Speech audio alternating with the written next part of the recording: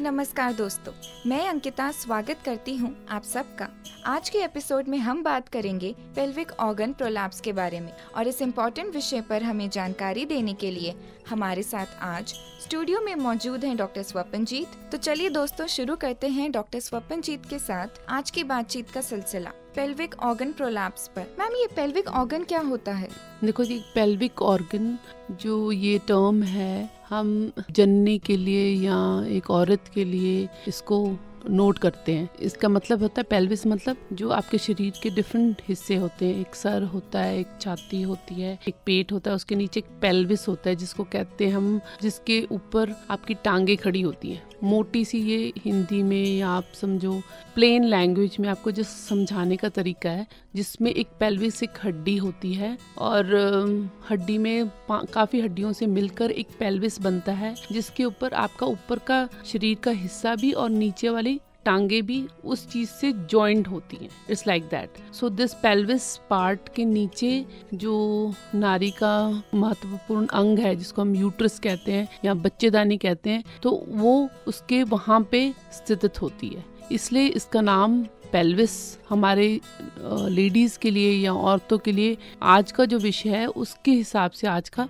इस विषय के हिसाब से इम्पोर्टेंट है। तो मैम, ये जो पेल्विक ऑर्गन्स हैं, इसके अंदर क्या क्या कौन कौन से बॉडी पार्ट्स इंक्लूड होते हैं? देखो, पेल्विक ऑर्गन्स में काफी सारे ऑर्गन्स आ जाते हैं और जो पेल्विक ऑर्गन प्रोलैप्स के हिसाब से आप शुरू करते हो तो हम सिर्फ लेडीज का या उनके हिसाब से चलें तो बच्चेदानी और उसके साइड की ट्यूब्स, उसके साइड की ओवरीज और राहदानी, जैसे जिसको हम वजाइना कहते हैं, ये सारा एक टर्म है जो एक पेल्विक ऑर्गन्स में आता है। Though there are more pelvic organs जो पेट के अंदर या नीचे पेल्विस में आते हैं, that is a different part all together. But जो नारी के साथ रिलेटेड है और इस प्रोग्राम के हिसाब से रिलेटेड है, जिसमें हम प्रोलैप्स कहते हैं, जिसको हम कहते हैं कि भार पड़ रहा है, वो इसी 5 चीज़ों की वजह से होता है और इसके साथ ही रिलेटेड है। मैम, आपने हमें अभी बताया कि पेल्विक ऑर्गन्स क्या होता है, उसके अंदर एक लड़की के कौन कौन से बॉडी पार्ट्स इंक्लूडेड होते हैं। तो मैम, ये जो पेल्विक ऑर्गन प्रोलैप्स है, इस टर्म का मतलब क्या होता है? पेल्विक ऑर्गन प्रोलैप्स नॉर्मली जो पेल्विस में ये ऑर्गन्स, जैसे मैं बताया आपको, यूट्रस, ट्यूब्स, ओवरीज और वजाइना है, ठीक है।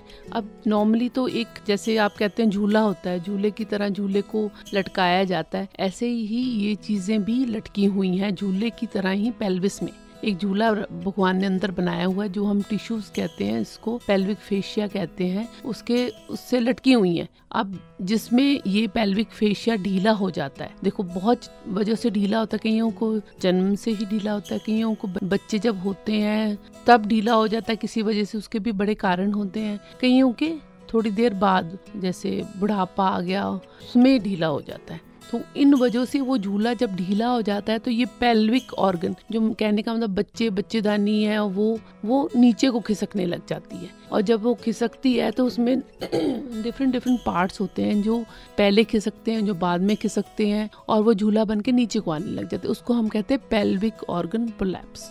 जी मैम। तो मैम, ये जो झूला है ये नीचे लटक जाता है और इसी को हम पेल्विक ऑर्गन प्रोलैप्स कहते हैं, और ये हर लड़की के शरीर में होता ही है, जिसे हम टिश्यूज भी कहते हैं। तो मैम, ये पेल्विक ऑर्गन प्रोलैप्स के क्या क्या सिम्टम्स यानी लक्षण होते हैं? देखो, पेल्विक ऑर्गन प्रोलैप्स, जो झूला पहले तो टाइट था, झूले के ऊपर बच्चेदानी पड़ी थी, आराम से ऊपर से पड़ी थी और आराम से सब जी रहे थे। जिसमें ये ढीला हो गया तो क्या होगा, बच्चेदानी का जो पहले जो आपका वजाइना है वो लूज होगा।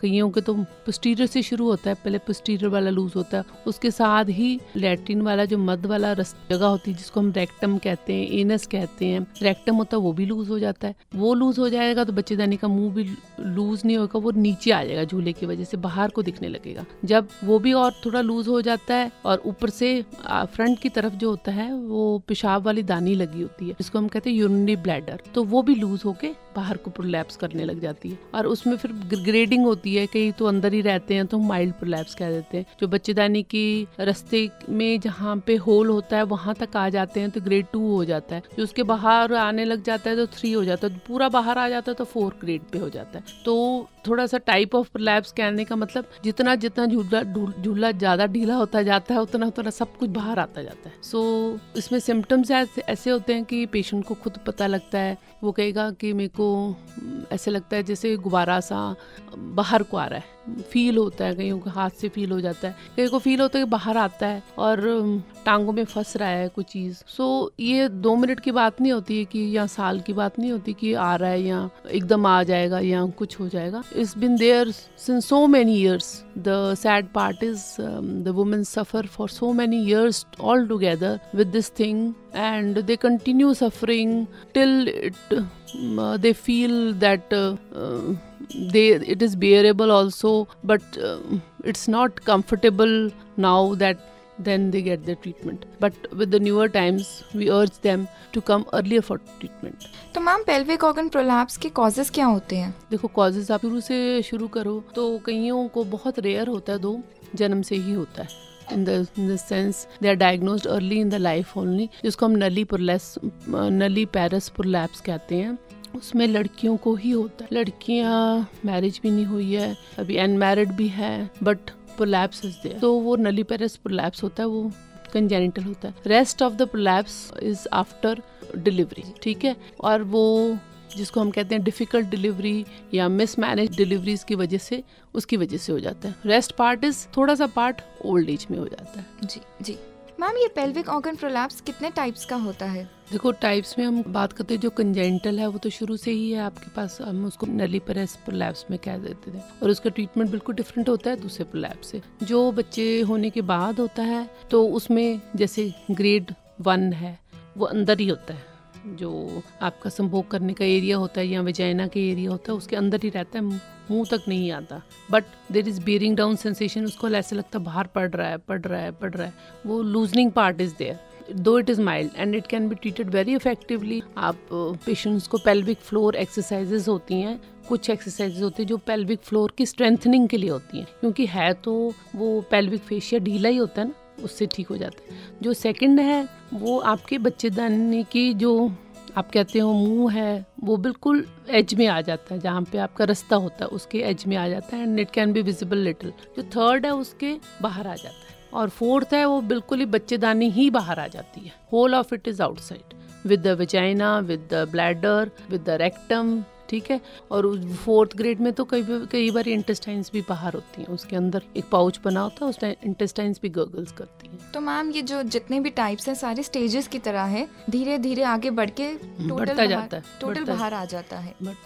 तो मैम ये जो है पेल्विक ऑर्गन प्रोलैप्स, ये इतना कॉमन नहीं है ये नाम, तो मैम ये जो पेल्विक ऑर्गन प्रोलैप्स है, ये बीमारी वैसे लेडीज या फिर लड़कियों में कितना कॉमन है? देखो जो जन्म से बहुत रेयर है, जन्म से तो बहुत कम % लड़कियों को होता है। It is only after the deliveries that ought to get it. तो मेनली इट इज, हम कहते हैं difficult delivery, mismanage delivery, mismanage labour, और बहुत सारे बच्चे होने, फ्रीक्वेंट चाइल्ड बर्थ्स, है ना, बच्चे होते जाते हैं, वो मांसपेशियां ढीली होती जाती हैं, तो उस वजह से ये हो जाते हैं। मैम आपने बताया कि डिलीवरी के बाद नॉर्मली ये होता है, तो मैम अगर नॉर्मली नहीं होता एबनॉर्मली होता है, होना नहीं चाहिए, ठीक है। जो हो रहा है तो एकदम डिलीवरी के बाद नहीं होता, उसके बाद ढीले हो जाते हैं and it starts coming out, और धीरे धीरे वो प्रोग्रेस कर जाता है। तो मैम डिलीवरी एक तरह से एक कारण हो सकता है। हाँ, कारण होता है। तो मैम ये जो डिलीवरी होती है, जैसे नॉर्मल होती है, सिजेरियन होती है, किस डिलीवरी में सबसे ज्यादा चांसेस होते हैं? देखो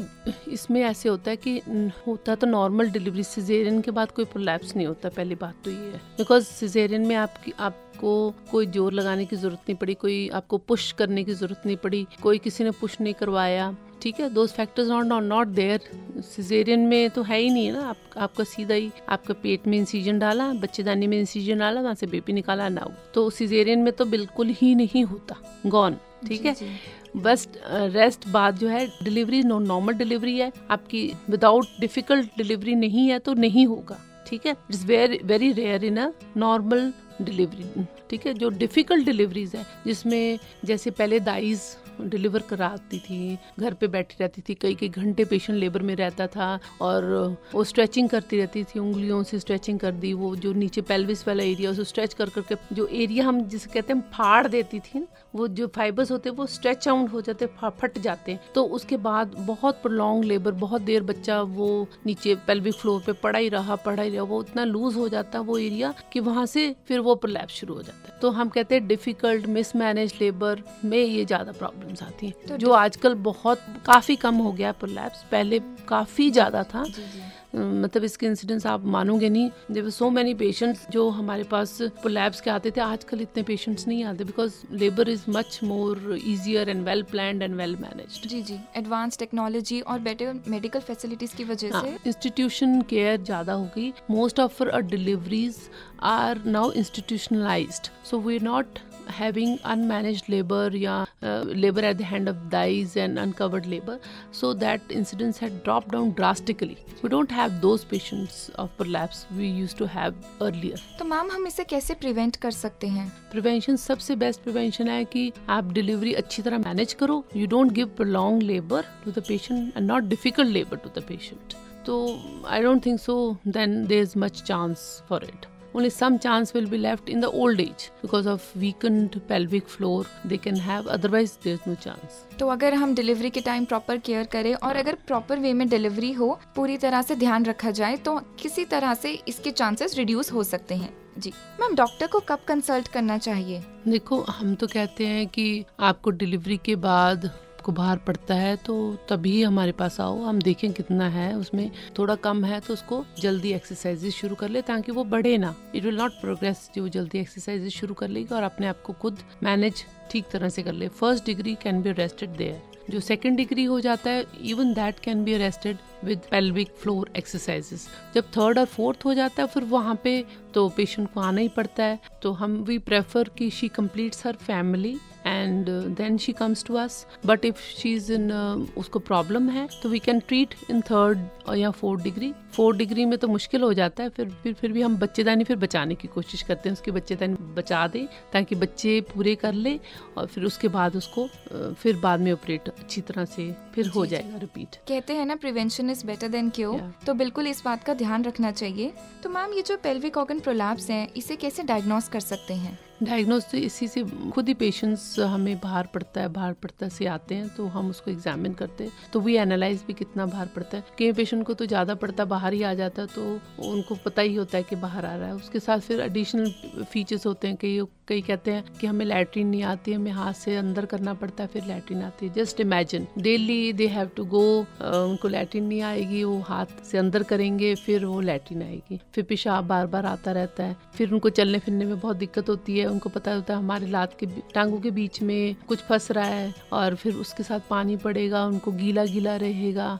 you can never imagine a female, जो ले पर्सन है वो इमेजिन ही नहीं कर सकता कितनी तकलीफ में वो माँ होती है या वो लेडी होती है जो इतने सालों से तकलीफ सहन करती जब हमारे पास आफ्टर 60 पहुंचती हैं लेडीज, तो अभी तो फिर 60s में पहुंचने लगी। जो पहले हमारे पास लेडीज आती थी आफ्टर 70 आती थी, 75 आती थी। मैंने कहा माता सारी उम्र दुख झेल लिया और अब कितना, मतलब लेटे लेटे अब कितना फर्क पड़ेगा कितना, but still they used to come कि हमारा सब कुछ अब ठीक हो गया, पोते भी ब्याह गए हैं, बुएं भी आ गई हैं, अब हम ऑपरेशन करवा लेंगे। सो वी अर्ज देम टू कम सूनर। चलो बहुत ज़्यादा प्रॉब्लम है तो बच्चे होने के बाद ही आ जाए, एक बार दिखा जाए, कंसल्ट कर ले, हम देख लें, असेस कर ले ताकि उसकी प्रोग्रेस ना हो ज़्यादा और थोड़ा ट्रीटमेंट से ही जल्दी ठीक हो जाए। मैम, कई हद तक इस बीमारी की वजह शायद नेग्लिजेंस भी है, अपना ध्यान न रखना, या फिर इस बात को इतना लाइटली लेते हैं और इसी कारण ये इतना बढ़ भी जाता है। एक्चुअली जो हिंदुस्तान की संस्कृति ऐसी थी, जो माएँ होती थी बहुत सफ़र करती थी अपने घर के लिए, अपने बच्चों के लिए, तो इन द प्रोसेस ऑफ संस्कृति ऐसी चलती रही कि माँ की सफरेज में ही ये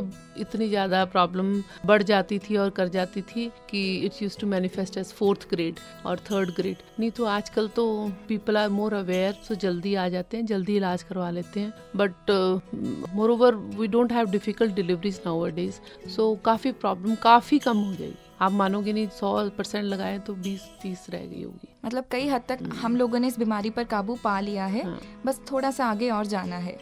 तो मैम, इसका ट्रीटमेंट कैसे होता है?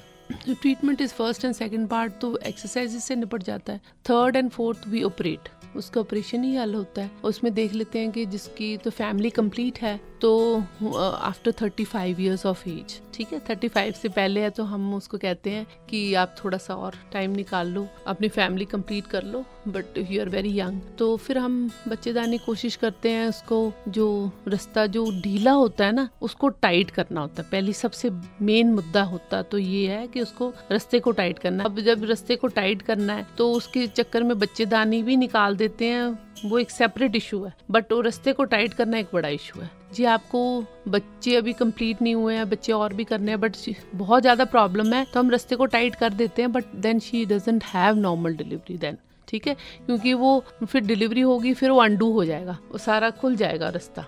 जी जी। तो हम उसको कहते हैं पहले अपना फैमिली पार्ट कंप्लीट कर लो और फिर कर लेना, नहीं तो नहीं करना, फिर सिजेरियन से डिलीवरी होगी आपकी। तो पहले आप उसको यही रेकमेंड करते हैं, यही सजेशन देते हैं कि कंप्लीट योर फैमिली, और उसके बाद आप उनका प्रॉपर ट्रीटमेंट कर सके ताकि वो पूरी तरह से सही हो जाए और आगे जाके उन्हें कोई स्ट्रेस ना लेना पड़े या कोई भार ना आए उन पर। हाँ, तो काफ़ी क्योंकि जब बाहर का ऑपरेशन करते हैं तो हम लिवेटर्स होते हैं, आपके अच्छे मसल्स होते हैं जिसको हम टाइटन अप करते हैं, काफ़ी उसको स्टिचेस लगा के उसको टाइटन अप करते हैं। जो पेशाब वाली दानी वो भी लूज हो जाती है तो उसमें भी टाइटन अप करते हैं, उसको टाइट कर देते हैं ताकि लूजन अप होकर नीचे से बाहर ना निकले। और जो वॉल्ट है तो उसकी भी टाइटनिंग होती है, तो एवरीथिंग इज टाइटनड अप। जी जी। ठीक है, तो आजकल जो नया ट्रीटमेंट आया है वो आफ्टर डिलीवरी 6 वीक्स के बाद जिसको थोड़ा थोड़ा भी लूज लगे तो लेजर्स भी आ गए हैं, जिसमें लेजर आपको वजाइना में रखते हैं जैसे प्रोब की तरह होता है, and that leads to tightening of the vagina with collagen tissue के साथ मिलके वो टाइटन अप हो जाता है। Those machines are in the bazaar now and they started coming in the market now for vaginal tightening, that is हम कहते हैं जिसको कॉस्मेटिक सर्जरी कहते हैं। मतलब इतनी अवेयरनेस आ गई है ना, यू जैसे आर्मी में है, you are to have a shape 1 आपकी होनी चाहिए। जब आर्मी में 6 वीक्स के बाद आप बेबी के बाद आते हो, यू शुड बी बिल्कुल फिट एंड फाइन। तो उनमें उन्होंने लिया ना एक क्राइटेरिया कि ये होना चाहिए, तो बाकी ट्रेंड में आ गया है जनरल पॉपुलेशन में भी that you should be fit and fine after 6 weeks. तो उसमें जिसको लगता है कि हमारी वजाइना लूजनिंग फील करते हैं या कुछ है, this concept has come in that you can tighten your vagina after 6 weeks with a laser. जी जी जी। Though this is a very new concept जी। जो आपको आज सुनने में रेडियो में मिल रही है, हाँ जी। जो हमारी कॉन्फ्रेंसेस में इंट्रोड्यूस हो गई है, it may not be there in the general media now, तो but it will come on. जी जी जी।